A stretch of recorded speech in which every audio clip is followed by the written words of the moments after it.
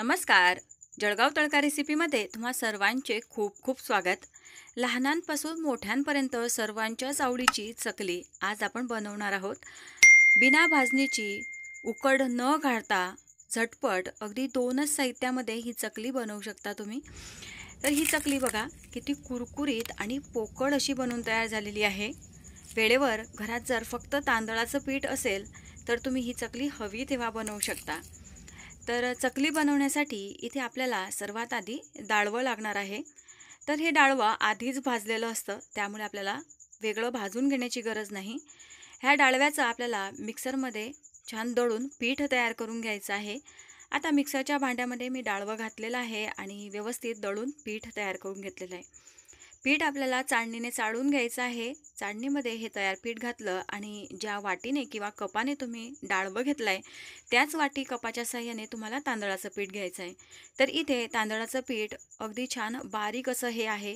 जे पीठ आपण भाकरीसाठी वापरतो तेच हे तांदळाचं पीठ मी घेतलेलं आहे. छान बारीक असं हे पीठ आहे आणि रेशनिंगच्या तांदळाचं तयार करून घेतलेलं आहे. 1 वाटी डाळव्याचं पीठ आणि 3 वाटी तांदळाचं पीठ असं हे प्रमाण आहे. व्यवस्थित चाळणीने चाळून घेतल्यामुळे ज्या काही पिठात कण्या असतील त्या वेगळ्या होऊन जातात. तर थोडं डाळवं जाड असेल म्हणून ह्या कण्या इथे वेगळ्या झालेल्या आहेत आणि पीठ छान हलकं आता इथे तयार आहे चाळून. आपल्याला या पिठाला मोहन द्यायचं आहे. तर मोहनासाठी तेल इथे मी घेतलेलं आहे. तर अर्धी वाटी किंवा अर्धा कप एवढं आपल्याला मोजून इथे तेल लागणार आहे. हे तेल छान कडकडीत आपल्याला गरम करून घ्यायचं आहे. आता हे तेल मी गॅसवर गरम करायला ठेवते, तोपर्यंत आपण पुढची तयारी करून घेऊ. तर इथे या चकलीच्या पिठामध्ये एक मोठा चमचा भरून मी ओवा घेतलेला आहे. हातावर असा चोळून घ्यायचा आहे, म्हणजे ओव्याचा पूर्ण छान जो वास आहे, जी चव आहे ती पिठामध्ये उतरते. 2 मोठे चमचे इथे मी पांढरे तीळ घातलेले आहेत. त्यानंतर आपल्याला इथे काही मसाले घालायचे आहेत. तर इथे मी 1 मोठा चमचा तिखट घेतलेला आहे. तिखट इथे थोडं रंगाने फिकट असेल, भुरकट असेल असं तिखट घ्यायचं आहे, म्हणजे चकलीला रंग खूप सुरेख येतो. 1 मोठा चमचा धणे पावडर, चवीनुसार मीठ आणि जिरे पावडर आहे. त्यानंतर 1 पाव चमचा एवढा मी हिंग घेतलेला आहे. हिंग इथे ऑप्शनल आहे. हळद मी चकली करत असताना वापरत नाही, म्हणून मी इथे हळद घातलेली नाही. कारण हळद घातल्यामुळे चकली तळल्यानंतर थोडी लालसर होते, रंगसुद्धा थोडा बिघडतो, म्हणून मी हळद घालत नाही. तुम्हाला आवडत असेल तर तुम्ही हळद घालू शकता. जिऱ्याची पूड मी जी घेतली ती कच्चंच जिरं मिक्सरमध्ये फिरवून जिऱ्याची पावडर तयार केलेली आहे, भाजलेलं जिरं नाही. तरी इथे तेल छान कडकडीत असं गरम झालेलं आहे आणि आता ह्या गरम तेलाचा आपल्याला या पिठामध्ये मोहन घालायचं आहे. तर तेलाचं जे प्रमाण आहे मोहनासाठी, तुम्ही जे तेल घेत आहात ते परफेक्ट घ्यायचं आहे. अगदी मोजून अर्धीच वाटी इथे तेल घ्यायचं आहे. तेल जास्त झालं तर चकली तेलामध्ये तळत असताना वितळते आणि खूप जास्त तेल पिते, तेलकट होते. आता तेल व्यवस्थित पिठामध्ये मिक्स करून घेतलेलं आहे आणि हाताने आता आपल्याला असं चोळून घ्यायचं आहे, म्हणजे पिठाला प्रत्येक कणाकणाला हे तेल व्यवस्थित लागलं जातं.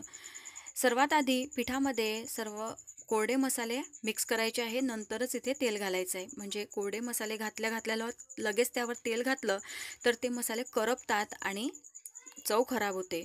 हातामध्ये पिठाचा गोळा तयार झाला म्हणजे मोहन अगदी परफेक्ट आहे समजायचं. आता इथे मी 3 कप एवढं पाणी गरम करून घेतलेलं आहे. पाण्याला अगदी छान खळखळून अशी उकळी येऊ दिली होती. आता हे पाणी आपल्याला थोडं थोडं करत हे पीठ भिजवून घ्यायचं आहे. तर इथे किती पाणी मला टोटल लागलेलं आहे ते मी तुम्हाला इथे सर्वात शेवटी सांगणार आहे. 3 कप एवढं मी पाणी घेतलेलं होतं. पाणी थोडं कमी अधिक होऊ शकतं. आता पिठामध्ये पाणी एकदम घालू नका, थोडं थोडं पाणी घालायचं आहे. कारण पीठ जर सैलसर झालं तर मग चकली व्यवस्थित काटेदार होत नाही, म्हणून थोडं थोडं पाणी आपल्याला इथे घालायचं आहे. आता पीठ थोडं गार झाल्यानंतर आपण हाताने इथे व्यवस्थित मळून घ्यायचं आहे. हे बघा इथे मला थोडं पाणी कमी वाटलं म्हणून मी भांड्यात होतं तेही पाणी घातलेलं आहे आणि अशा पद्धतीने मला बरोबर 3 कप एवढं पाणी लागलेलं आहे. तर पिठाचा असा छान गोळा तयार करून घ्यायचा आहे आणि पीठ खूप जास्त सैलही नको आणि खूप जास्त कडकही नको. खूप जास्त सैल असेल तर त्याला काटे येणार नाही आणि खूप जास्त कडक असेल तर ती चकली मध्ये मध्ये तुटत जाते.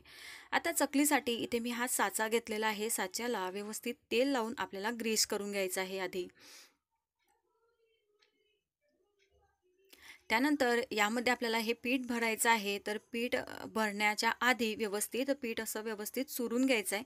जसं आपण भाकरीचं पीठ चुरून घेतो तसंच छान चुरल्यामुळे ही जी चकली आहे ती आपण जेव्हा चकली तयार करतो तेव्हा तुटत नाही, एकसारखी छान ती पाडता येते.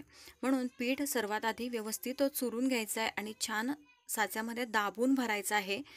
दाबून भरल्यामुळे यात हवा राहत नाही आणि चकली एकसारखी पडते, मध्येच ती तुटत नाही.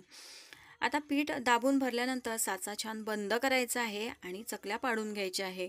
तर चकली पाडण्यासाठी इथे मी अशी एक प्लेट घेतलेली आहे. प्लेटला थोडं तेल लावून घेतलेलं होतं. आता तुम्ही पाहू शकता चकलीला काटे खूप सुंदर आलेले आहे आणि चकली अजिबात मध्ये तुटत नाही. जर तुम्हाला अशा प्लेटमध्ये चकल्या एकसाथ तयार करून त्या तेलामध्ये सोडता येत नसतील तर तुम्ही ते छोट्या छोट्या बटर पेपरवर चकली पाडून घेऊ शकता किंवा छोट्या छोट्या प्लेटवर सुद्धा तुम्ही चकल्या पाडून घेऊ शकता आपल्या सोयीप्रमाणे. चकली तयार करत असताना सर्वात शेवटचं जे टोक आहे ते बंद करून घ्यायचं आहे, म्हणजे चकली तळत असताना ते टोक सुटत नाही आणि चकली तुटत नाही. आता तेल मी इथे गॅसवर कढईमध्ये ठेवलेलं आहे. तेल छान गरम करून घ्यायचं आहे. तर खूप जास्त कडकडीत गरम नको आणि खूप जास्त थंडही तेल नको. खूप जास्त कडकडीत तेलामध्ये सोडलं तर चकली लगेच रंग चेंज होतो आणि ती आतपर्यंत तळली जात नाही, ती कच्ची राहते आणि नंतर मऊ पडते. खूप जास्त गार तेल असेल तर चकली गार तेलामध्ये वितळते, तुटायला लागते.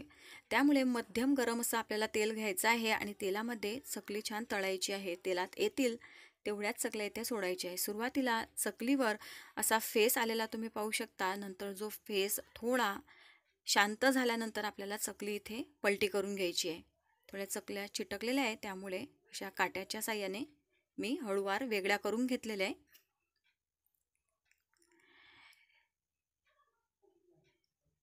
सुरुवातीला चकल्या तेलामध्ये सोडल्यावर खूप असा फेस आलेला होता. चकली पूर्ण तळल्यानंतर त्यावरचा पूर्ण जो फेस आहे, जे बबल आहेत ते पूर्णपणे शांत होतात तेव्हा समजायचं चकली अगदी परफेक्ट तळलेली आहे. फक्त गॅसची फ्लेम अगदी फुल करायची नाही. आणि जर तुम्हाला हाताने चकली सोडता येत नसेल तर तुम्ही अशा चमच्याच्या साह्याने चकल्या तेलामध्ये सोडू शकता आणि तळून घ्यायचे आहे. तर जर घरामध्ये आयत्या वेळेला तांदळाचं पीठ तयार असेल तर तुम्ही अगदी हवी तेव्हा चकली बनवू शकता. तर या पद्धतीने इथे मी सर्व चकल्या तळून घेतलेल्या आहे आणि घेतलेल्या प्रमाणामध्ये इथे बरोबर 90 चकल्या बनवून तयार झालेल्या आहेत. चकलीला तुम्ही पाहू शकता काटे किती सुरेख आलेले आहेत. मस्त अशी कुरकुरीत चकली तयार झालेली आहे, अजिबात तेलकट नाही आणि तुम्ही आवाजावरून समजू शकता चकली किती मस्त अशी कुरकुरीत, पोकळ आणि खुसखुशीत तयार झालेली आहे. झटपट ही चकली तुम्ही बनवू शकता.